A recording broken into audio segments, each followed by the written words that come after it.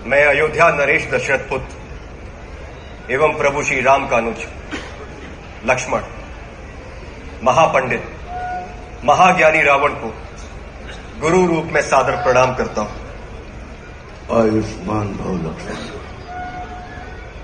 कहो, अपने जीवन की इस अंतिम बेला में मैं तुम्हारे किस हित की पूर्ति कर सकता हूं? हे महामना, नीति, धर्म, राजनीति एवं समस्त वेद शास्त्रों के ज्ञाता, आप अपने ज्ञान और अनुभवों की दीक्षा से लक्ष्मण के जीवन का मार्ग प्रशस्त करने की कृपा करें।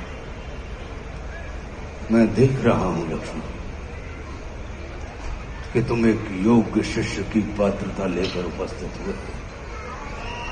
अस्तु, मैं अपने जीवन के कुछ अनुभव तुमसे अवश्य साझा करूंगा। हे सुमित्रा नंदन,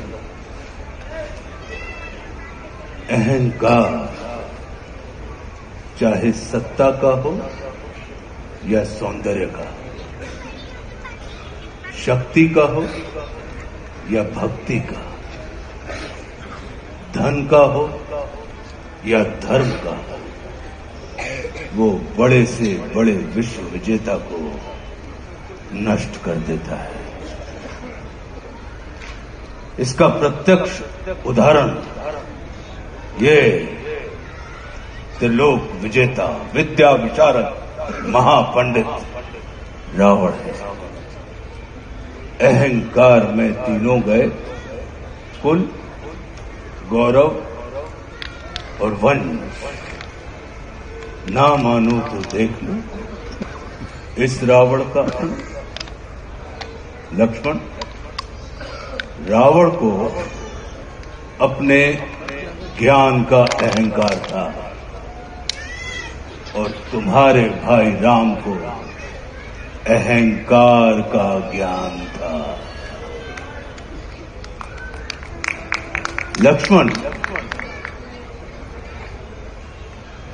जीवन में सफल होने के लिए शत्रु दृष्टि और मित्र दृष्टि का भेद आना अनिवार्य है। मित्रता भले ही अपने समतुल्य या अपने से निम्न स्तर के व्यक्ति के साथ कर लेना, किंतु शत्रुता सदैव अपने से योग्य व्यक्ति के साथ ही ठानना, क्योंकि ये जगत है। हमारे व्यक्तित्व का आकलन हमारे मित्रों को देखकर नहीं, हमारे शत्रुओं को देखकर लगाता है। जितना बड़ा और गरिमापूर्ण हमारा शत्रु होता है, उतने ही बड़े और गरिमापूर्ण की ख्याति को हम प्राप्त होते हैं। देखो ना, इस जगत ने जो कुछ राम से जुड़कर प्राप्त नहीं किया, उसे रावण ने राम से लड़कर प्राप्त कर लिया। लक्ष्मण, वे हमारे शत्रु ही होते हैं जो हमारे अंदर सुप्त पड़ी हुई ऊर्जा को जागृत करने का कार्य करते हैं। हमारा शत्रु ही होता है जो हमें असुरक्षा से निकालकर सुरक्षा में जाने की प्रेरणा देता है।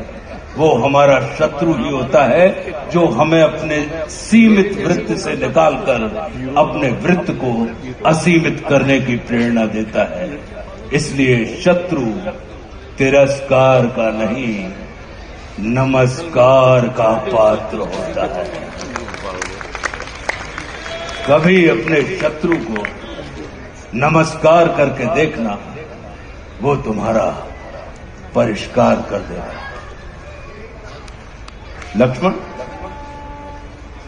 जैसे शरीर को संचालित करने वाला मस्तिष्क आकार में शरीर से बड़ा नहीं होता, गज को संचालित करने वाला अंकुश आकार में गज से बड़ा नहीं होता, वैसे ही व्यवस्था को संचालित करने वाले व्यवस्थापक को कभी भी व्यवस्था से बड़ा नहीं होना चाहिए।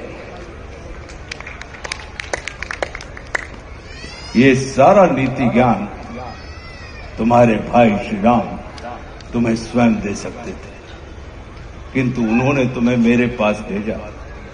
जानते हो क्यों? लक्ष्मण, मेरी संस्कृति असुर की है, लेकिन मैं प्रकृति से एक तपस्वी हूं, साधक।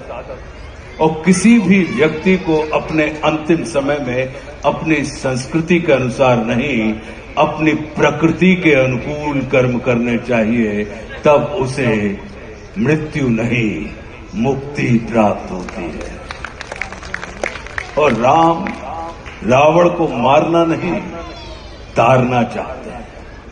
तभी तो उन्होंने मेरे अंतिम समय में मेरी प्रकृति के अनुकूल उपदेशात्मक कर्म करवाकर मेरी मुक्ति के मार्ग को प्रशस्त कर दिया।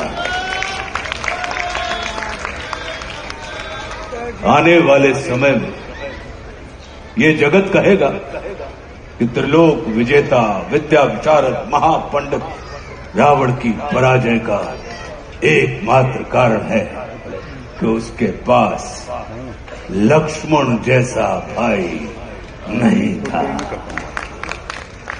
लेकिन इस जगत को ये स्मरण रखना चाहिए कि लक्ष्मण जैसा भाई प्राप्त करने के लिए व्यक्ति को रावण नहीं, स्वयं राम बनना पड़ता है।